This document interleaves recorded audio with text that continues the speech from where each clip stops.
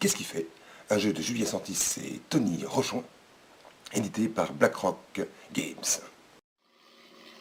Dans le jeu Qu'est-ce qu'il fait? Nous avons 6 paquets de cartes avec des couleurs différentes, parce que le jeu va se jouer en 6 manches, et nous avons des cartes numérotées de 1 à 6 qui vont déterminer le type d'action qu'on va devoir faire.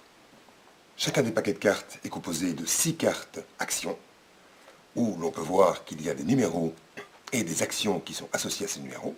Elles sont toutes identiques, c'est-à-dire que les actions sont identiques par rapport aux numéros. Et pour chaque paquet de cartes, nous avons 2 cartes larguées, où il y a les numéros, et il n'est écrit devant que je suis largué, je suis complètement largué, je suis tout à fait complètement largué, etc., etc. Ça va être la carte des largués.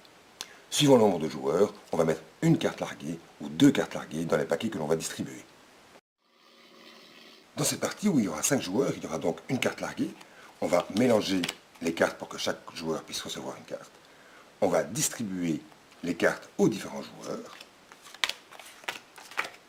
que eux seuls vont pouvoir regarder, et soit ils ont une carte larguée, soit ils ont une carte action.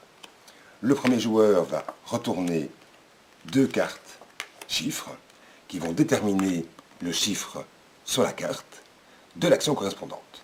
Dans ces cas-ci, 64. 64, nous avons donc, et personne ne le saura, c'est imiter un fou sorti de l'asile. Au top de départ, tous les joueurs vont devoir imiter un fou qui sort de l'asile, mais évidemment, les largués ne savent pas ce qu'il va falloir faire. Et donc, ils vont imiter ce qu'on est en train de faire. À nous, joueurs non largués, d'essayer de repérer où sont les largués. Les actions durent quelques secondes, et puis après ça, chacun va voter en essayant de pointer un joueur qui a été largué. Une fois cette manche terminée, il va y avoir un décompte des points, c'est les cartes qui vont servir de points. Si j'étais un joueur non largué et que j'ai pu repérer un joueur largué, je vais conserver ma carte avec un point.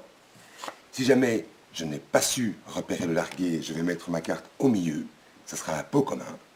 Le joueur largué qui n'aura pas été repéré gagnera les cartes qui sont dans le pot commun. Une deuxième manche va commencer avec un autre paquet de cartes, et ainsi de suite pour les 6 manches. Le joueur qui a le plus de cartes, point de victoire à la fin du jeu, a gagné. Voilà, bon amusement!